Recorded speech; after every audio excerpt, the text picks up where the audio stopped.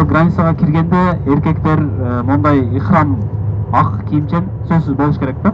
Эгерде ким ихрамсыз өтүп кете турган болсо, кой союш важип болот же артка кайтыш керек болот да.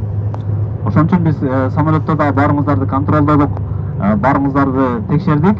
Аял кишилерге бул эме боюнча эч бир кийим боюнча маселе жок аялдарда. Эми иншалла биз микатты кайсы жерден өттүк? Микатты самолетто өттүк. Жана эскертип аттык го, лаббайк айтыңыздар деп. Ошол лаббайк айткан жерде микат баягы границадан өттүк. Меккенин ичиндебиз азыр биз. Эми Меккенин ичине кирип биз ихрамга киргенден кийин бизге кээ бир нерселер автоматтык түрдө запрещен болуп калат да. Качан гана биз ихрамдан чыкканга чейин. Биринчиден бул ихрамдын өзүнүн бир сыноосу бар. Ихрам жөнөкөй бир нерсеге ачууңузду сыноо бул себеби дегенде, жөнөкөй бир нерсеге ачууланып кете бересиз. Жөнөкөй бир нерсеге чыдабай кетесиз. Себеби дегенде шайтан ошончолук катуу ойнойт. Сиз ушундай бир улуу амалга баратасыз, болбогон бир нерсеге чыдабай кетесиз, шашып кетесиз, ошондон этият болуңуздар.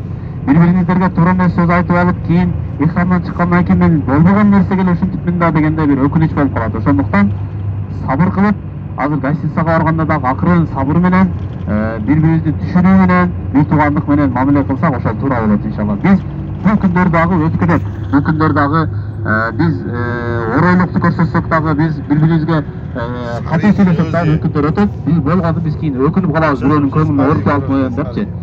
Эми биз бул жака эмне үчүн келип атабыз? Биз бул жака оңолойлуу деп келип атабыз. Ыйманыбызды күчтөндүрөлү. Пайгамбар саллаллаху Мухаммад саллаллаху баскан жерлерин басайлы. Аллах Тааланын үйү болгон Кабаны айланайлы. Ошондо жүрөктөрү жумшарсын. Биздин акыретке кичине болсо дагы бир нерсе жөнөтөлү. Дүйнө деп жүрө бербестен ушул акырет дагы үчүн бир нерсе кылайлы. Биз бул жерде бардыгыбыз келген, 38 киши келген болсок, бирибиз дагы бир саат пайда үчүн келгенибиз жок, туурабы? Баарыбыз бир максатты көздөп, Аллахтын ыраазылыгы үчүн ушу ибадат кылайлы деп келдик баарыбыз. Туурабы? Ошондо эгер кимде-ким бир дүйнөлүк макам же дүйнөлүк бир авторитет мен ажы десин, мен умрага барып көрүп келдим дегендер болсо, азыр жаңылап койсоңуздар жакшы болот. Себеби дегенде Аллахтын үйүнө жете элекпиз.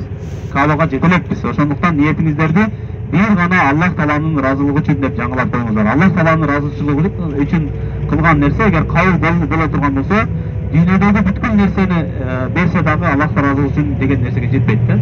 Ошондуктан ар бир кылган ишиңиздер, ар бир баскан кадамыңыздар, сүйлөгөн сөзүңүздөр мындан байкап ниетти туурулат, Аллахтын ыраазылыгы үчүн деп туруп аракет кылыңыздар. Себеби мына апалар, эжелериңиздер дагы ихрамдасыздар азырчы. Ихрамда эмне кылган болбойт? Денеңизден ар кандай нерсени жулганга болбойт. Ошон үчүн сакалыңыздарды жууп койбоңуздар, же бир жүндү, чачты, кыскасы эч нерсени денеден жулганга болбойт. Бул штраф болуп калат. Түшүнүктүбү? Анан жыттуу нерсе колдонулбайт. Жыттуу нерсе дегенде самын колдонбойсуздар, атыр колдонбойсуздар, эч нерсе колдонбойсуздар. Ихрамдан чыкканга чейин.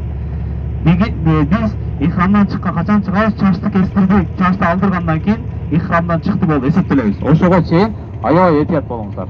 Себеби дегенде бир жериңиздер кычып кетет, тырнак коюп чачыңыздарды жулуп аласыздар, же бир жактан бир кылдарды жулуп аласыздар. Ошондой этият болуңуздар, Анан гостиницага барганда, эмеге барганда дагы бир суу, баягындай суу самындар бар, жыттуу эмелер бар, ошолорду да колдонуп жүрбөңүздөр. Анан бир нерсе жаныбарларды өлтүргөнгө болбойт. Анан бир нерселерди жулганга, дарактарды эч бир ошондой бир периштедей бир абалда болуш керек да.